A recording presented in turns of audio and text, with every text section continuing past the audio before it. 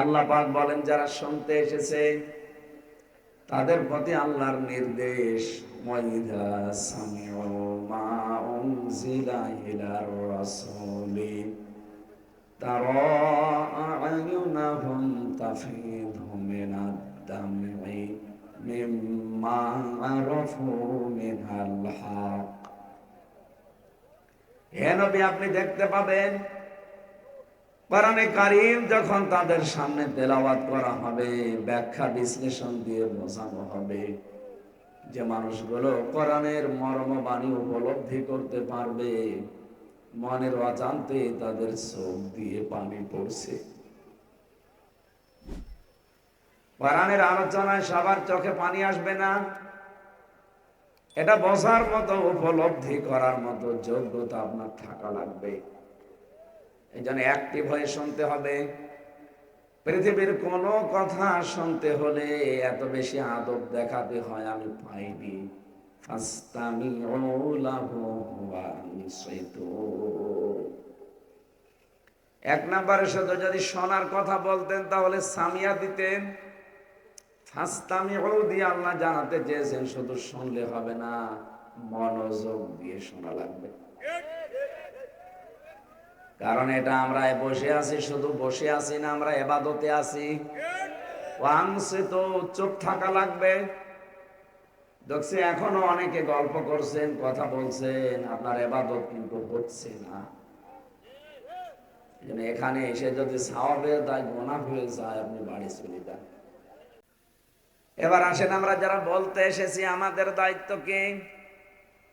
আল্লাহ রাব্বুল আলামিন বলেন, কিতাবুন উনজিলা ইলাইকা ফালা ইয়াকুন ফি সাদরিকা হারাজুম মিনহু লিতুনযিরা বিহি ওয়া যিকরা লিল মুমিনিন। হে নবী, কোরআনে কারীম আমি আপনাকে দিলাম, এটা শুধু চুমা খাবেন আর মাথার উপরে রেখে দেবেন? হ্যাঁ ভাই, আপনারা তো খ্রিস্টান ইহুদি নাতে জবাব দিতে পারেন না। এটা সিঙ্গাপুরে 100 ভাগের 95 ভাগ অমুসলিম বাস করে। সেখানে যদি বায়ান করি, অন্তত তারা মুখ বন্ধ করে বসে থাকতে পারে যে না, মুসলমানদের পক্ষে রায় দিয়ে আমার দরকার কি? বলেন তো, যে কথাটা পর্যন্ত বললাম কোরআন শুধু চমা খাওয়া মাথার উপরে রাখার জন্যে? জবাব ছাত্রের মতো দেবেন, এটা ক্লাস চলছে।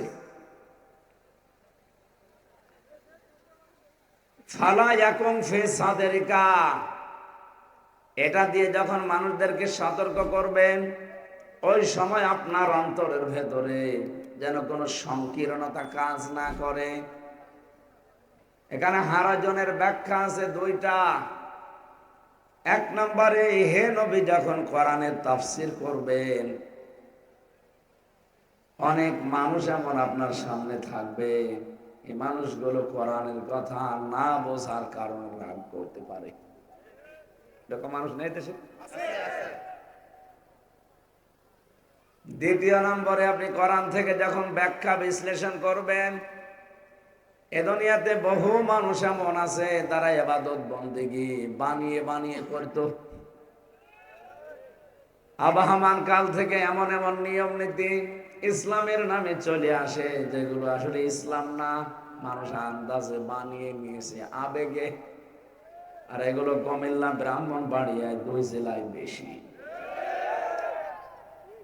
এখানে আলেমও বেশি, জালেমও বেশি। বাংলাদেশে সব চাইতে বড় নিকৃষ্ট মানুষ যারা, আমি নাম নিলাম না, তার কারণে কুমিল্লা বিঘা বিভাগ পর্যন্ত আল্লাহর ওলি দেয়নি। নিকৃষ্ট মানুষ ওনার দৃষ্টিতে হতে পারে, আমি যতটুকু বুঝি মোশতাক সাহেব সব চাইতে উত্তম মানুষ ছিলেন, ঠিক কাজ করেছিলেন। যদিও তার নামের কারণে আপনাদের বিভাগ দেয়নি, এবার হবে ইনশাআল্লাহ। কুমিল্লা 17 জেলার ভেতরে 1 জেলা, এটা ঐতিহ্য আছে না কুমিল্লার? যদিও কিছু মানুষ তাহেরি ভাইয়ের ভক্ত হওয়ার কারণে শিরিক বেদাত আরম্ভ করেছেন, ওটাও বন্ধ হয়ে যাবে ইনশাআল্লাহ। এই পাশের জেলা তো একটু মানে আঁচ লাগে, কিন্তু না, আপনাদের এই জেলায় আলেম বেশি। আলেমরা কি করে, কি এই ভণ্ড আসে কি করে? আল্লাহর নামের সাথে যারা অন্য কাউকে জুড়ে ডাকে তাদের শাস্তি আল্লাহ বলেন ডবল হবে। সূরা ফুরকান 68 নম্বর আয়াতের প্রথম অংশে আছে, মাআল্লাহি ইলাহান আখারা, যে মানুষগুলো আল্লাহকে ডাকে তার সাথে অন্য কাউকে জুড়ে দেয়, কেল্লা বাবা, ফতে বাবা, এগুলো জুড়িয়েছে না, এর শাস্তি ডবল হবে। ইউদাআফ লাহুল আযাব ইয়াউমাল কিয়ামা, কিয়ামতে এই মানুষগুলোর শাস্তি আল্লাহ ডবল দেবে। সুতরাং জেনে শুনে এই কাজ করে মানুষদেরকে জাহান্নামে নেওয়ার জন্য আমার মনে হয় কোনো এজেন্ডা বাস্তবায়ন করে। শয়তান ওরে মনে হয় মুরিদ বানিয়েছে। তাছাড়া যে কাজ কারবার করে ইসলামের নাম নিয়ে যে নাচানাচি করে, শয়তানও অত নাচে না, ওরে দায়িত্ব দিয়ে শয়তান মনে হয় বিড়ি খাচ্ছে। এই জন্য আমরা আশা করব উনি শুধু না, যারাই আসবে বলবেন কোরআন শরীফ হাতে নিন, এক একটা শব্দের 8টা 10টা 15 20টা করে অর্থ বের করেন, তাফসিরের নাম বলেন, এরপরে আমাদেরকে বোঝান। ওই কোন বাবা কি করেছে, কোন দাদা কি করেছে, ওইটা শোনার জন্য রাত জেগে বসিনি। হ্যাঁ বলতে পারবেন না? কারা পারবেন দেখে? লিল্লাহি তাকবীর।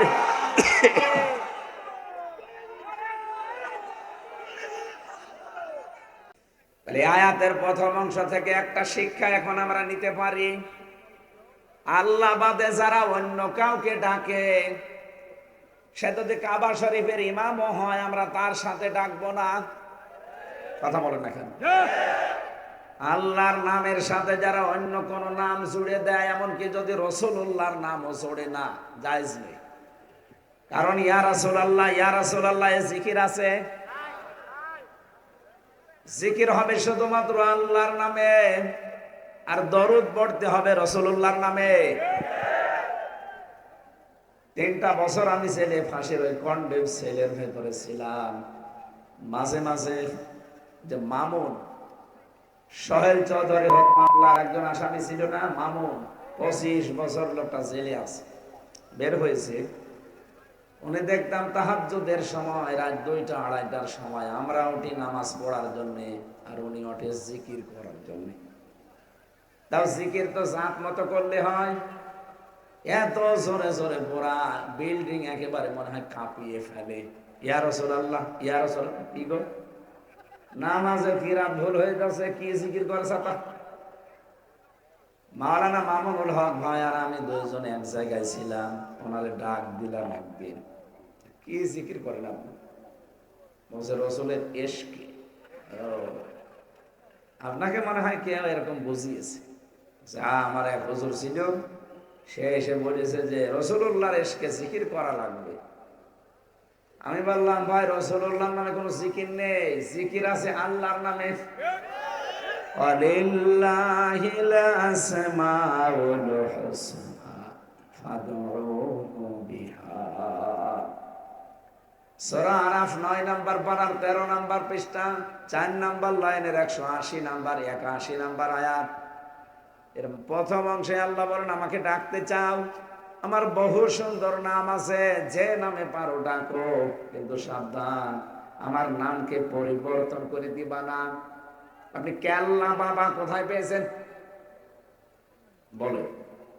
আপনি তো জিকির করেন কেল্লা বাবা, ফতে বাবা, ইয়ালি বাবা, শাহ আলী বাবা, ন্যাংটা বাবা, এগুলো সব আপনার মন গড়া বানানো। আর ইসলাম যারা তৈরি করে বানায়, ওদের পিটানো দরকার। এগুলো এই জমিনে সবচাইতে বড় আল্লাহর দুশমন। আমানা যুলামু মিম্মান ইফতারা আলাল্লাহি কাযিবান আও কাযযাবা বিল হাক্কি লাম্মা জাআ আলাইসা ফি জাহান্নামা মাসওয়াল লিল কাফিরিন। সূরা আনকাবুতের ভেতরে আল্লাহ বলে, পৃথিবীতে বড় জালিম দেখতে চাও? আমান আযলাম, ইসমে তাফসীল, এটা সুপারলেটিভ ডিগ্রি, এর চাইতে বড় কোনো কঠিন শব্দ আরবিতে নেই। আল্লাহ বলেন ছোটখাটো কোন জালেমের পরিচয় আমি দেইনি। এ দুনিয়ায় সবচাইতে বড় জালেম আমি আল্লাহর দৃষ্টিতে ওইটা, যে লোকটা আল্লাহ সম্পর্কে জ্ঞান অর্জন না করে আন্দাজে এক কথা আল্লাহর নামে চালিয়ে দেয়, অথচ তার কাছে কিন্তু আসল জ্ঞান চলে এসেছে। এরকম মানুষ দেশে নেই? এখানে আবাহমান কাল থেকে যারা বানানো ইবাদতে অভ্যস্ত, বাপ দাদা যা করেছে আমিও তাই করবো, এটা কাফেরদের উক্তি।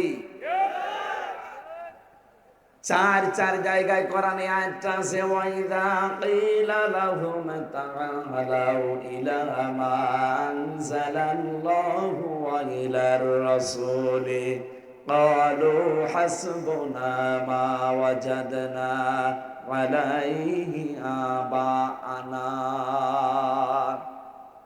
সূরা মায়েদা 7 নম্বর পারার 4 নম্বর পৃষ্ঠার প্রথম নম্বর লাইনের 104 নম্বর আয়াতের প্রথম অংশে আছে। এটা তাফসীরে ফি জিলালিল কোরআন থেকে বলছি।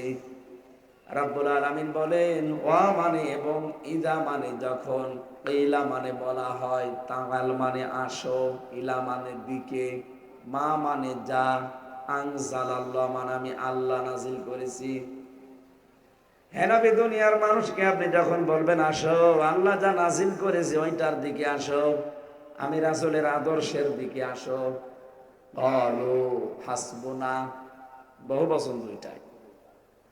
আল্লাহ বলেন অনেক মানুষ আপনার সামনে আপনার কথা যারা শুনবে তাদের ভেতরে অধিকাংশ মানুষ এই কথা বলবে, হাসবুনা ওয়াজাদনা, আমাদের জন্য যথেষ্ট যা আমরা পেয়েছি, আলাইহি আবাআনা, আমাদের পূর্বপুরুষ বাপ দাদা মুরব্বী পীর সাহেব এদের কাছে আমরা যা পেয়েছি এইটাই আমাদের যথেষ্ট, আপনারটা লাগবে না।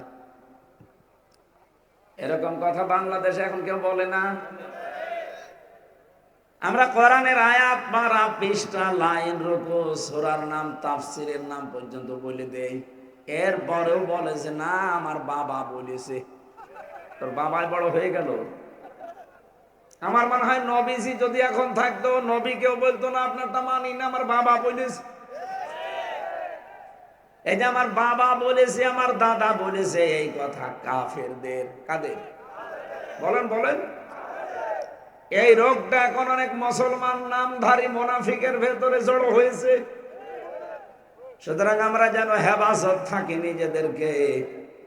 হ্যাঁ, ভুল মানুষই করবে, ভুল হতেই পারে, যদি সঠিকটার সামনে চলে আসে পেছনে আর তাকানো যাবে না। এই কথা বলেন না কেন? আল্লাহ আমি সহ যারা এসেছি কোরআনে কারিমের বর্ণিত নির্দেশিত বিধানগুলো যেন পঙ্খানো মানতে পারি, বলেন আমিন। বানানো ইবাদত যারা করে, নিয়ম নীতি যারা বানিয়েছে, কোরআনের তাফসীর করলে ওইগুলো টিকবে না। কারণ তাফসীর মানে খুলে ফেলা। তাফসীর মানে কি? খুলে ফেলা, উলঙ্গ করা। ঢাকনা দিয়ে ঢাকা আছে, ঢাকনা তুলে ফেলা। এখন আমি আজকে এই ভাইয়ের বাড়িতে গেলাম, সকালবেলা ডাক দিলাম, সালাম দিয়ে দেখে একটা বাচ্চা বেরিয়ে এসেছে। এত সুন্দর ফুটফুটে বাচ্চা, আঙ্কেল বলে আমারে ডাক দিল। আমি যদি এখন নাম জিজ্ঞাসা করি ধাঁধায় পড়ে যাব, কারণ এখন অনেকের নাম ছেলে আর মেয়ের নাম সমান সমান। এই যে মাহিয়া, মাহি মহিলা না? আমার মাহি বি চৌধুরী পুরুষ মানুষ না? আপনি বুঝবেন কি করে তো ছেলে না মেয়ে? ওটা বোঝার জন্য একটা উপায় আছে। ও প্যান্ট বা পায়জামা যা পরে আছে ওটা খুলে ফেলা লাগবে। ঠিক কথা বলছেন এখানে? ওটা খুললে আপনি বুঝবেন যে এটা আম্মু না আব্বু। ওই যে তো আবরণ দিয়ে ঢাকা আছে। এই সমাজে যারা শিরক, বেদাত, কুফরি, জুলুম এগুলোর আবরণ দিয়ে নিজেদেরকে ঢেকে রেখেছে, কোরআনে কারিমের সঠিক কথা তুলে ধরলে ওদের ওই আবরণ খুলে পড়ে যাবে। জাতি বুঝতে পারবে এটা জাতির সর্বনাশকারী। এই জন্য তারা রাগ করতে পারে। হয়তো তারা আপনাকে নিয়েও এসেছিল তাদের কথাগুলো বলার জন্যে। এটা তাফসীর করলে তাদের কথা তো আপনি বলতে পারবেন না, কারণ কোরআন তো আর আপনার বাবার না। কথা বলেন না কেন? কোরআন যে ধাঁচে বলতে চাই ওই ধাঁচে আপনাকে বলা লাগবে। যদি ওই 15.5 বছরে ওই ধাঁচে আমাদেরকে বলতে দেয়নি, যারা একটু বলেছে তারা গুম হয়ে গেছে, খুন হয়ে গেছে, অনেকে জেলখানায় অন্ধপ্রকোষ্ঠে পড়ে আছে 10-12 বছর। আর কোরআনের পাখি তো বিদায় করে দিল। কিছুদিন আগে যে আগস্টের 5 তারিখের কয়েকদিন পরে গোয়েন্দা বিভাগের সর্বোচ্চ যিনি দায়িত্বে আছেন আমার একদিন কল দিয়েছে হোয়াটসঅ্যাপে, আমি অমুক বলছি, হুজুর কোরআনের কথা এতদিন বলতে পারেননি, যেইভাবে যেই ফোর্সে 56,000 বর্গ মাইলে বলা দরকার ওইভাবে বলবেন। কেউ যদি বাধা দেয়, অনুমতির নাম বলে শুধু আমারে বলবেন, ও ঠ্যাং ভেঙে ফেলবো। বললাম স্যার আপনি ছিলেন কোথায়? আমি নতুন দায়িত্ব পেয়েছি। এইরকম মানুষই আমরা চাই। কথা বলে না, দুইটা কথা বলেছিল যে কমিটিকে বলবেন তারা যেন রাতের বেলা অনুষ্ঠান করলে পর্যাপ্ত আলো এবং মেয়েদের যে জায়গাগুলো এই জায়গাটা যেন সিক্রেট রাখে, কারণ এখানে অনেকের আনাগোনা হয়। এই জায়গাটা ওদের প্রসাব পায়খানাও যেন আলাদা করে দেওয়া হয়, যেন কষ্ট না হয়। আর আলোর ব্যবস্থা রাখবেন পর্যাপ্ত, যেন কোনো ঝামেলায় পড়ে কেউ না যায়। এই দুইটা করবেন। বাকি কোরআনের কথা বলতে এদেশে কোনো অনুমতি তো লাগবে না, কোনো বাধাও নেই। যদি কেউ কিছু করে শুধু আমারে জানাবেন। এই বাংলাদেশের যে মহারথী হোক করে আমি দেখব।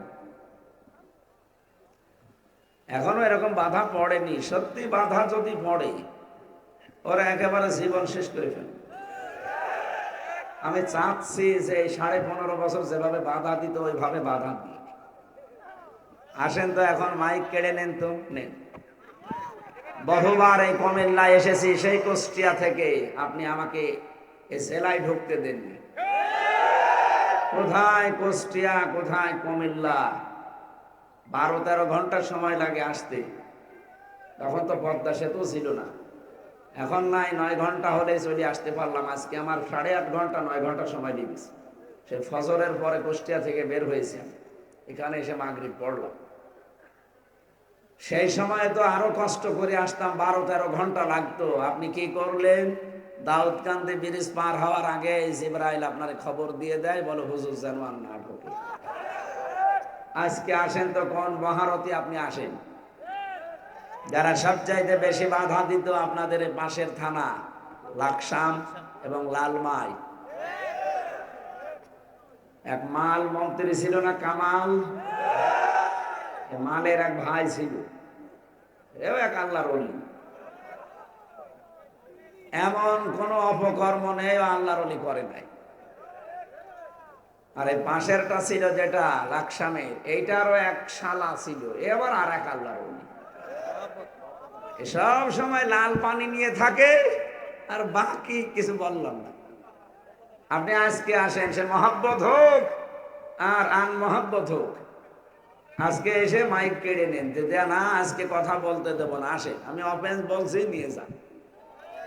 শুধু কুমিল্লা না, সারা বাংলাদেশে একই অবস্থা। জালেমদের এখন ইঁদুরের গর্থও নেই। কোরআনের পাখি যা যা বলেছিল প্রত্যেকটা শব্দ অক্ষরে অক্ষরে মিলে যাচ্ছে। বলেছিল না যে জালেমরা গর্থ পাবে না ইঁদুরের? এখন ইঁদুরের গর্থ আছে জালেমদের। তারপরও ষড়যন্ত্র অনেকে করছে। সচিবালয়ে যারা আগুন লাগিয়েছে, যারা মেন দায়িত্বে ছিল, আমার কুষ্টিয়ার সাবেক এসপি একজন তানভীর আরাফাত, এটা এই জালেমদের একেবারে পাক্কা দোসর ছিল। বঙ্গবন্ধুর মূর্তি ভাঙার কারণে এমন এমন কথা আলেমদের বিরুদ্ধে বলেছিল। ওই সময় কয়েকদিন আগে গ্রেপ্তার হয়েছে। আমার মনে হয় ওরা ডিম দেওয়া দরকার, তাহলে সব বেরিয়ে আসবে কারা এই জায়গায় আগুন লাগিয়েছে। এই কথা বলেন না কেন? বহু ছাড় দিয়েছি, আর কোনো ছাড় নেই। বিশেষ করে দেশ নিয়ে কেউ ষড়যন্ত্র করলে সে যে মহারথী হোক, ওর কোনো ক্ষমা নেই।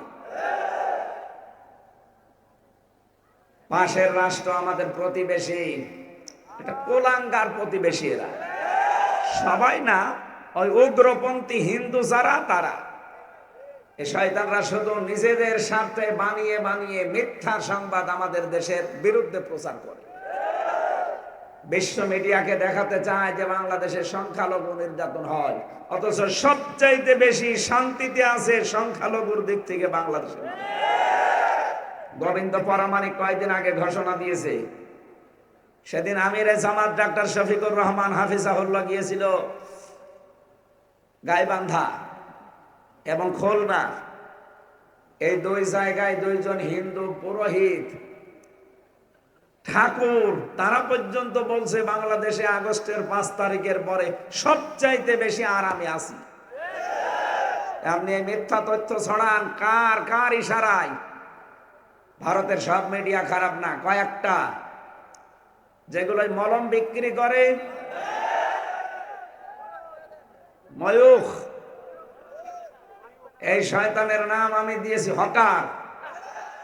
হকার বললেও হকারের মান মর্যাদা ক্ষুণ্ণ হবে। এত মিথ্যা কথা মানুষ বানিয়ে বলতে পারে, ওরে না দেখলে আমি বুঝতাম না। বাংলাদেশের আগে উকিলরা বলতো বানিয়ে বানিয়ে, সরকারি উকিল যেগুলো ছিল, আর এখন শুরু করেছে এই শয়তান। যত যা করেন, এই দেশের 18 কোটি মানুষ এখনো জীবিত আছে। পালিয়েছে যারা, ওরা এই দেশের নাগরিক না। এই কথা বলেন না কেন? আপনি নাগরিক হলে পালিয়ে গেলেন কেন? বলে আমি ভয় পেয়েছি। এত ভয় পাবেন কেন? এমন কাজ কেন করবেন যে এত ভয় পাওয়া লাগে? হামা বাকাতা আলাইহিমুস সামাউ ওয়াল আরদু ওমা কানু মুনসারিন। এমন মানুষ দুনিয়া থেকে চলে যায়, তার জন্য আকাশেও কেউ কাঁদে না, জমিনেও কেউ কাঁদে না, ইন্না লিল্লাহ পড়ে না, এবং তাদেরকে অবকাশও দেওয়া হয় না। আল্লাহর এই আয়াত বাংলাদেশে একেবারে খাপের খাপ মিলে গেছে। এই জন্য আমরা যারা সামনে আসবো, চেয়ারে বসবো, এরা যেন এমন কোনো কাজ না করে যে 5 বছর পরে আপনার বাড়িও শ্মশান হয়ে যাচ্ছে। কুষ্টিয়ায় হানিফের বাড়ি এখন শ্মশান, কেউ থাকে না, শয়তানও বাস করে না, কারণ এখন ওটা গণ টয়লেট হয়ে গেছে। শয়তান ওখানে থেকে প্রসাব খাবে। আপনাদের পাশের থানা লাকসামের এটাও আজকে শুনলাম, ওইটাও এরকম আয়না ঘর লিখে দিয়েছে।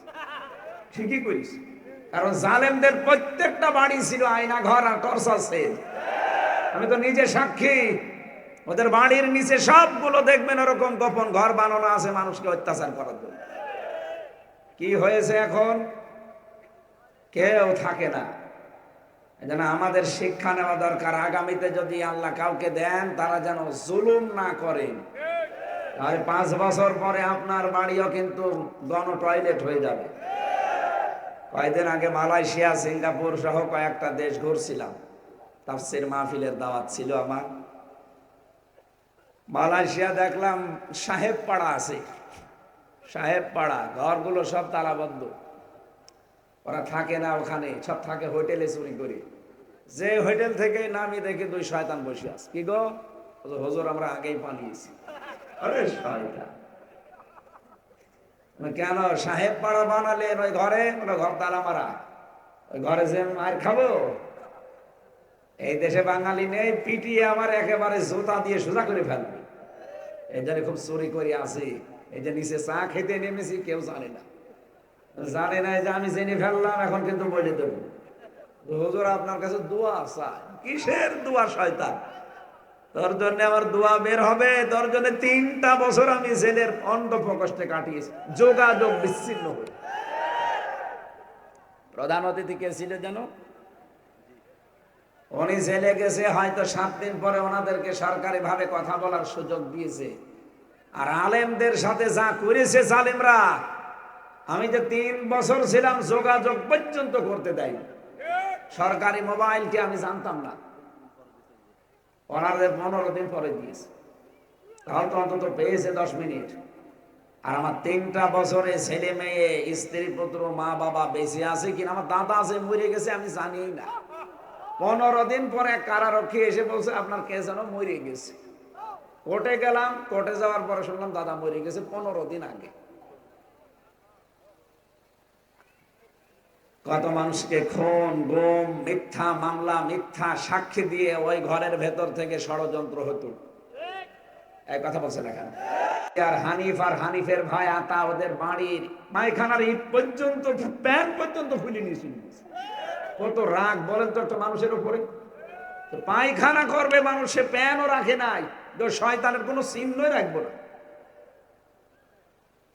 আর আমার মনে হয় ওদেরকে যদি মানুষ পেত, এক একজন এক এক ঠ্যাং ধরতো, কেউ কিছু না পেলে ছোট ঠ্যাং ধরতো, যে শয়তান ধরে আজকে পেয়েছি। এমন কাজ কেন করা লাগবে এই ছোট্ট দুনিয়ায়, যে আমার চেয়ার পাল্টালে আমিও আর থাকতে পারি না? কেন এই কাজ করা লাগবে? আমার ভাইরা, আমি যেটা বোঝাতে চাচ্ছি, আবহমান কাল থেকে কোন নিয়ম নীতি যারা পালন করে চলেন, ওই মানুষগুলো যদি এখানে এসে থাকেন, বিভিন্ন দরবারও আমি গেছি এই 15 বছরের ভেতরে, আমাকে বিভিন্ন দরবারে নিয়ে যায় ওদের কথাগুলো বলার জন্যে, কিন্তু কোরআনে কারিম হাতে নিয়ে যখন তাফসীর শুরু করি, ওদের পক্ষে তো কোনো কথা পাই না। কারণ ওরা করে বেদাত, ওরা শিরিক করে, ওরা কুফরি করে। এক কথা বলছেন কেন? এদেশের 48,000 দরবার, আপনি বলেন তো একটা দরবারের নাম যে সেখানে তাওহীদের শিক্ষা দেওয়া হয়? কম বেশি প্রতিটি দরবারে কিছু না কিছু শিরিক আর বেদাত আছেই। অথচ এই জায়গাগুলো থেকে আগে ইসলামের কথা আসতো। আবহমান কাল আগে তাকান, 50-100 বছর আগে এখানে যারা দায়িত্বে ছিল এই দরবারে, এখান থেকে ওনার বাবারা, ওনার দাদারা, কেউ দেশে ওনার কাছে গেলে বলতো আল্লাহর কোরআন এই যে দিয়ে দিলাম, এটা পড়বা, আল্লাহকে পেয়ে যাবা। কিন্তু এখন যারা আছে অধিকাংশ কাছে নেই, ওরা গেলে আগে জিকির দেয়, তাও বানানো জিকির, হো হো।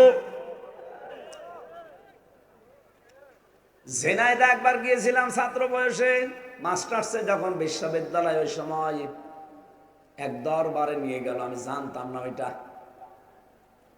আমারে বলছো হুজুর শিরিকের বিরুদ্ধে কথা বলবেন, ঠিক আছে।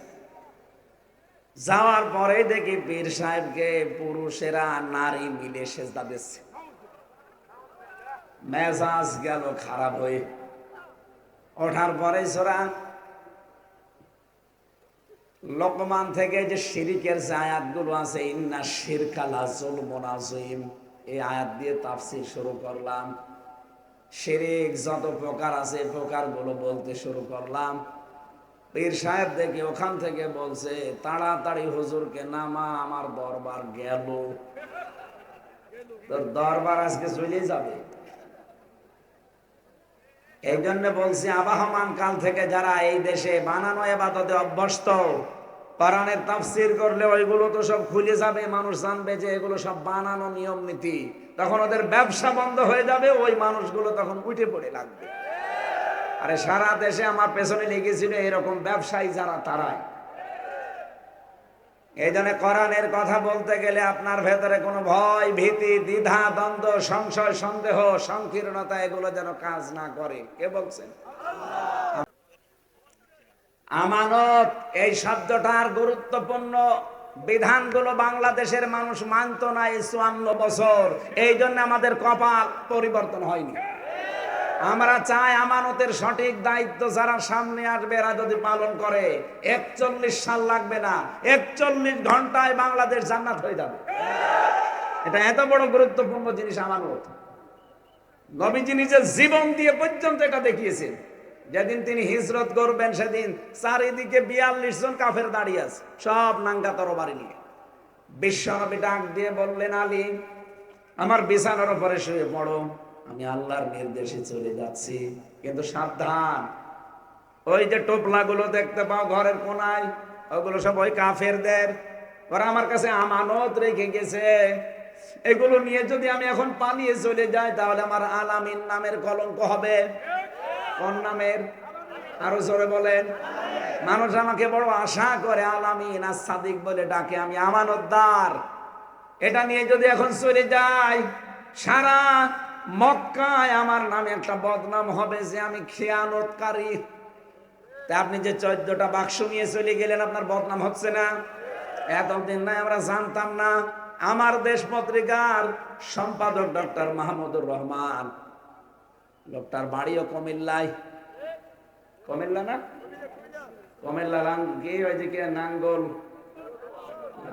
দাউদ কান্দির ওই পরে মতলব, ওর মাঝামাঝি বাড়ি। আমি গেছি ওনার বাড়ি একদিন।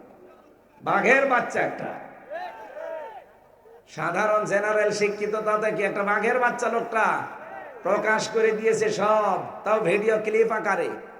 এখনো দিন যাবে, সব ওনার কাছে রেকর্ড আছে, প্রকাশ পেতেই থাকবে। কত মানুষকে কিভাবে আপনি একেবারে বন্দুক ঠেকিয়ে ঠেকিয়ে মেরেছেন, সব ভিডিও। পুলিশের ওপর আজ মানুষের এত রাগ কেন?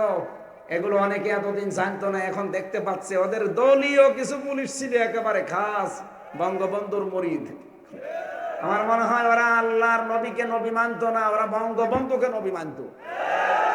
কারণ আমি রিমান্ডে যে কয়টা অফিসার পেয়েছি, ও আল্লাহরও ভুল ধরতো, আল্লাহর পর্যন্ত ভুল ধরে। আবার যদি কিছু বলা হয় যে আলেমদের সাথে আপনি যা করছেন, আপনার কিন্তু ক্ষতি হবে সামনে, এমন এমন কথা শোনায় তো যে আপনার দোয়ার কত অ্যাকশন আছে ও আমার জানা আছে।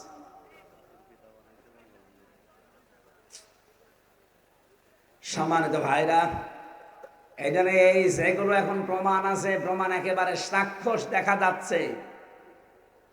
71 সালের নাম দিয়ে আপনি চেতনার নাম দিয়ে হাজারো মানুষকে দুনিয়া থেকে বিদায় করে দিয়েছি। বিশেষ করে জামাত ইসলামের যাদের বিদায় করে দিলেন, সব সোনা সাক্ষীর উপরে। জন্ম নিয়েছে 75-এ, সাক্ষী দিয়েছে 71-এ। আর এখন গণহত্যার দায়ে 275টা মামলা আপনার নামে। এগুলো একটা সাক্ষীও শোনা না, সব দেখা সাক্ষী আমরা। এক কথা বলেন না কেন? সাক্ষী সব দেখা না? আরো তো ভিডিও ফুটেজ সব আছে, যা যা করেছেন সব এখন প্রমাণ হয়ে গেছে। আর আয়না ঘরের সাক্ষী তো আমি নিজে, ওর নিচে পর্যন্ত সুড়ঙ্গ পথ আছে। আপনি আয়না ঘর যেগুলো বাংলাদেশে বিগ বিগ বড় বড়, আমি তো মিনিটায় ছিলাম, বড় বড় যেগুলো দেখবেন ওর সাথে ভারতের সাথে সুড়ঙ্গ পথ করা আছে ওর নিচ দিয়ে। যারা ছিল ওখান থেকে এসে ছেলে আমাকে বলেছে যে এখানে আপনি খোঁজ খবর নিতে বলবেন, দেখবেন ওখানে সুড়ঙ্গ পথ করা আছে। আর পথটা মাটির নিচ দিয়ে, তার কাটার ভেতর দিয়ে একেবারে নিচে যেয়ে উঠেছে ভারতে। আপনি কিছু করবেন, এখান থেকে এই যে বিএনপির সালাউদ্দিন আহমেদকে পাঠিয়ে দিয়েছিল আল্লাহর ওলি, লোকটার কপালে হায়াত ছিল বলে আবার ফিরে এসেছে। নয়তো ইলিয়াস আলীর মতো উনিও আল্লাহ রাস্তায় চলে যেত। আমার মনে হয় মিনি আয়না ঘরে আমি সেই কয়েকদিনই ছিলাম, আমি শুনতাম যে ইলিয়াস আলী বিএনপির ওই নেতা বেঁচে আছে, কিন্তু শয়তানরা তার পরপরই মেরে ফেলেছে।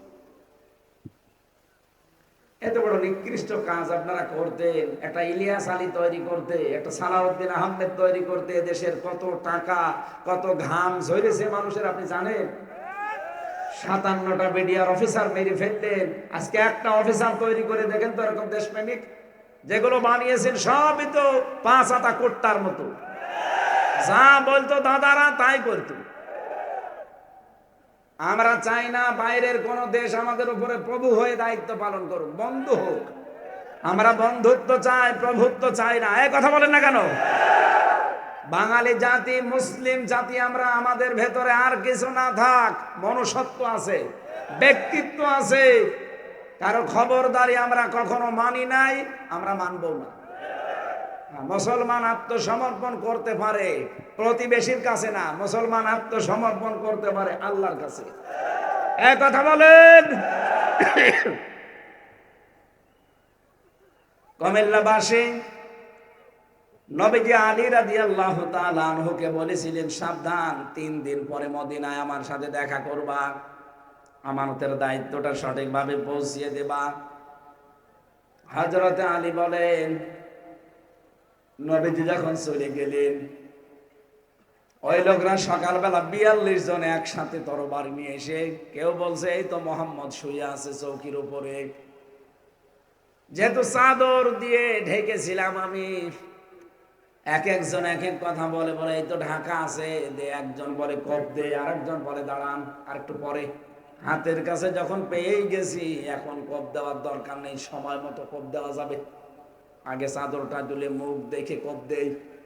হযরতে আলী বলেন, আমি শুনছিলাম সব কথাগুলো, চিন্তা করছিলাম এখন যদি আমি মুখ বের করি ওরা আমাকে এক্ষুনি মেরে ফেলবে।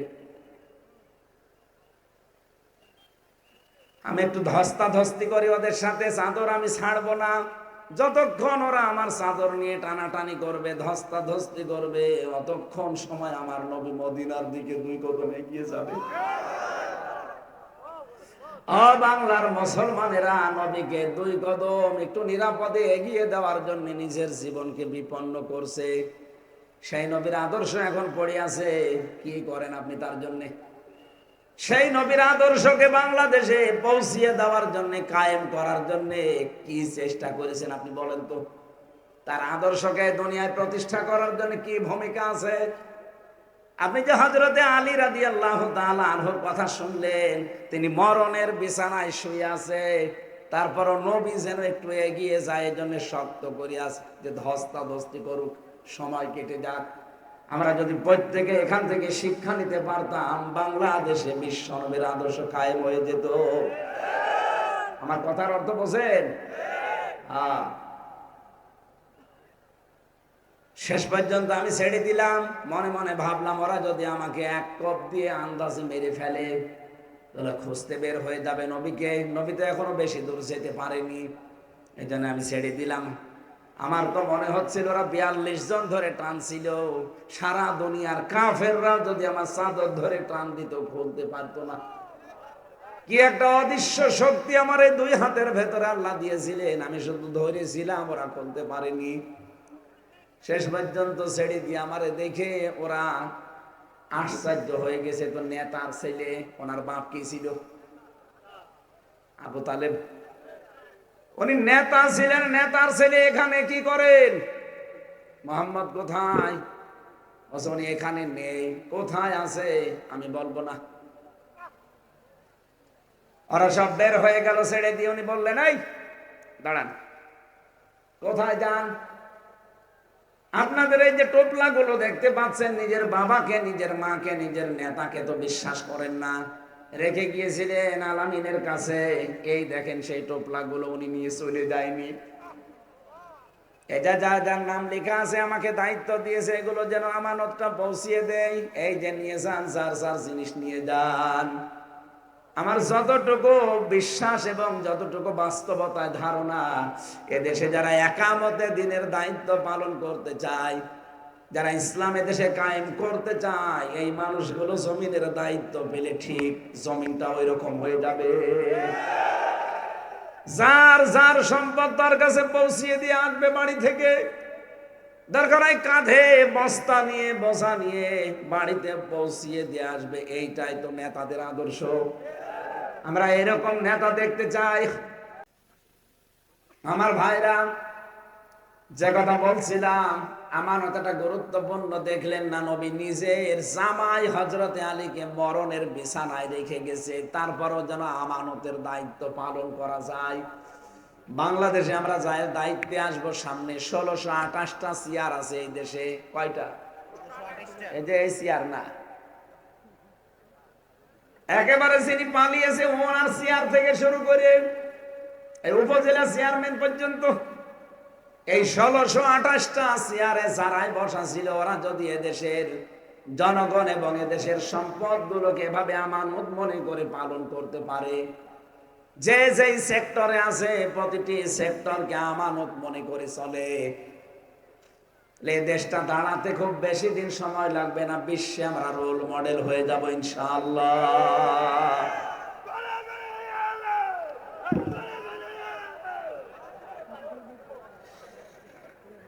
সূরা নিসা থেকে যে আয়াতটা পড়েছি, এবার আসেন আমরা এই আয়াতের ব্যাখ্যায় যাই।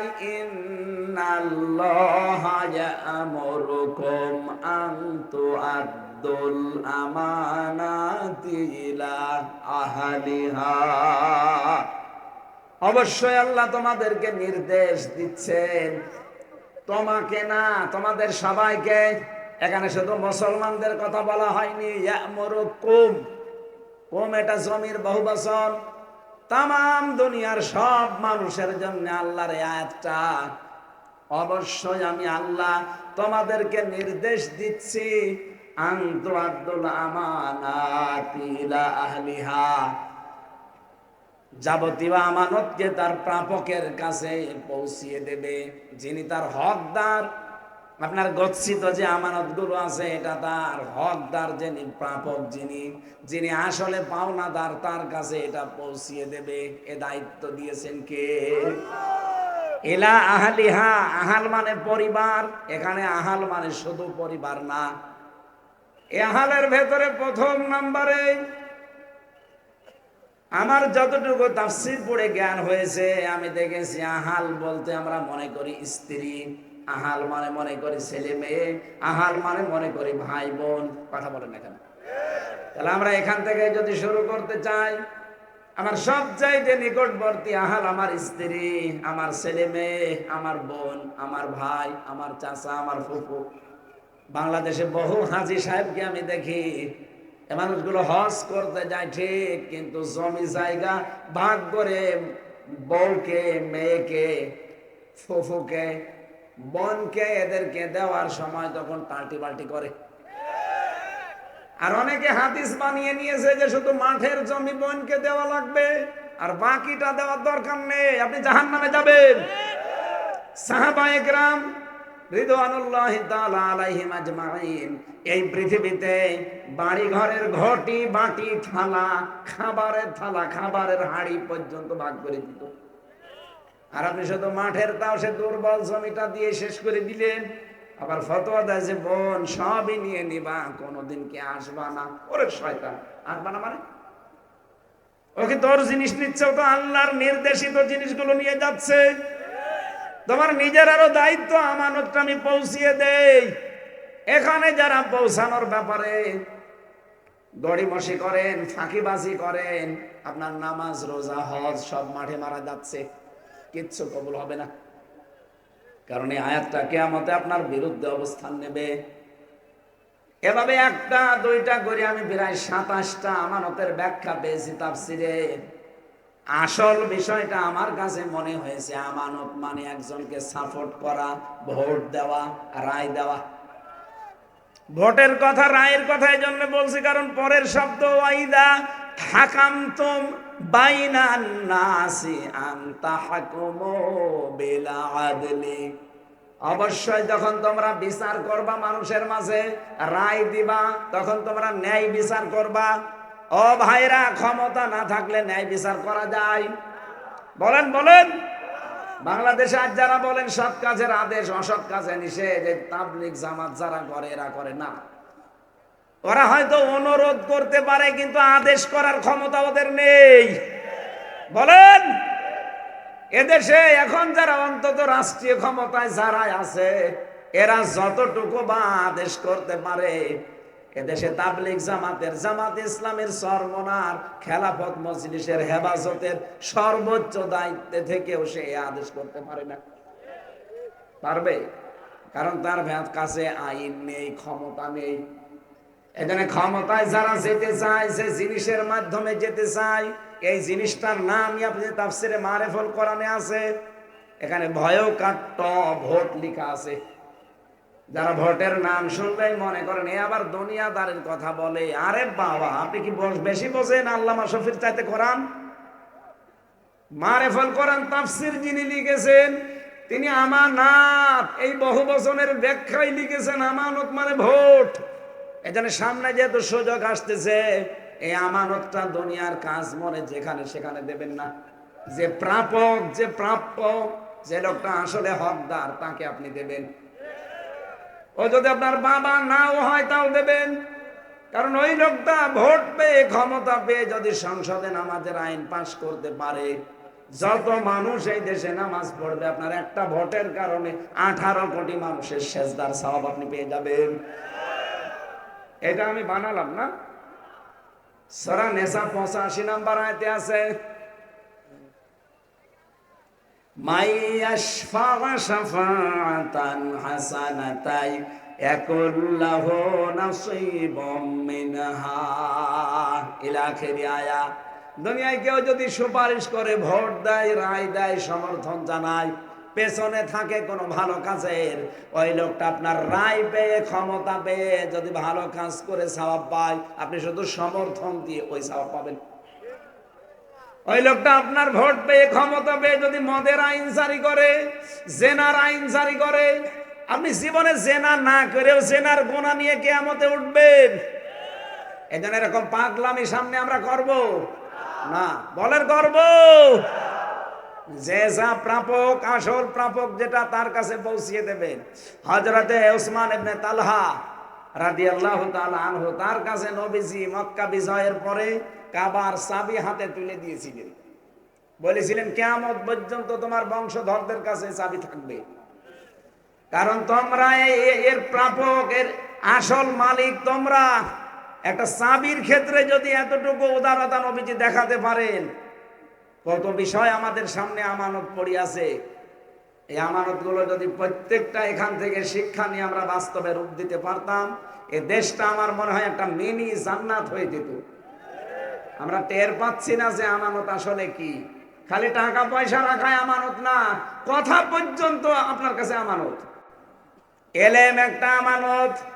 যতটুকু এলেম শিখেছেন, ওই এলেম অনুযায়ী দুনিয়াতে আমল করা, মানুষের কাছে পৌঁছিয়ে দেওয়া। কথা বলেন না কেন? যদিও নবীজি চারটা বিষয় কয়েন, চারটা বিষয়কে মুনাফিকের আলামত বলতে গিয়ে 3 নম্বরে আমানতের কথা জানিয়েছেন। আয়াতুল মুনাফিকি সালাসা, ইযা হাদ্দাসা কাযাবা, ওয়া ইযা ওয়াদা আখলাফা, ওয়া ইযা আতুমিনা খান। মুনাফিক তো ওই লোকটা যে কথা বললেই মিথ্যা কথা বলে, ওয়াদা করলে খেলাফ করে, আর আমানত রাখলে খেয়ে ফেলে, খেয়ানত করে, আর ঝগড়া হলে খালি গালি দেয়। কত মুরব্বী মানুষকে দেখা যায় যুবক ছেলে মেয়ের সামনে তার মাকে গালি দিচ্ছে। এরকম মুরব্বী নেই?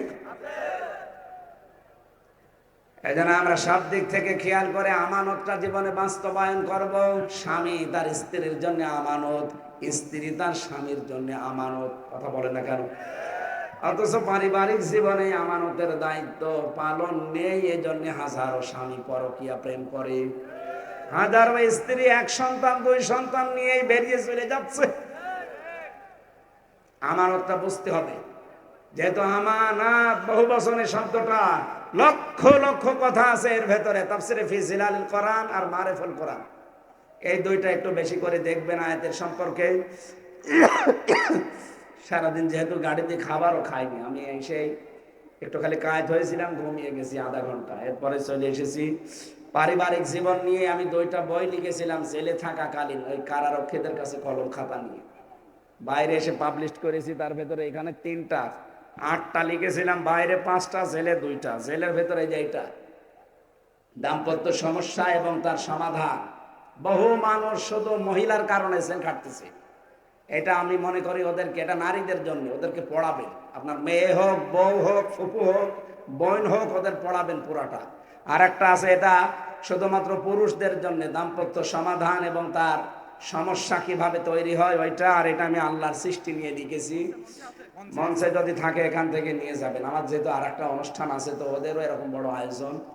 আমি আজকের মতো বিদায় নিচ্ছি। দোয়া চেয়ে দোয়া করি। আল্লাহুম্মা আমিন। লা হাওলা ওয়ালা কুওয়াতা ইল্লা বিল্লাহিল আলিয়্যিল আযীম। আল্লাহুম্মা গফিরলি ওয়ারহামনি ওয়াহদিনি ওয়াফিনি ওয়ারযুকনি ইয়া রাব্বাল আলামিন। আল্লাহ তাআলা, চাতক পাখির মতো বসে বসে তোমার কোরআনের কথাগুলো আমরা শুনছিলাম, যতটুকু শুনেছি আমল করার তৌফিক দাও। এ মাহফিলের আয়োজন করতে গিয়ে যারা শ্রম দিয়েছে এদেরকে কবুল করে নাও। যত যুবক দেখলাম এই মাহফিলের জন্য কাজ করছে, আল্লাহ যুবকদেরকে আর কোনো অন্যায় পথে তুমি ফেলে দিও না। মরণ পর্যন্ত এই মানুষগুলোকে কোরআনের উপরে ঠিক। শিক্ষক মরহুম মাস্টার আব্দুল আওয়ালের ছেলে রিয়াদ বাহরাইন প্রবেশী বাবার জন্য দোয়া চেয়ে টাকা পাঠিয়েছে। আল্লাহ, যার টাকায় আজকে কোরআনের অনুষ্ঠানগুলো হচ্ছে, তোমার এই বান্দাকে প্রবাসের জীবনে তুমি সহি সালামতে রাখো। তার বাবা মরহুম আব্দুল আওয়াল মাস্টারকে কবুল করে নাও, কবরের ভেতরে জান্নাত দিয়ে দাও।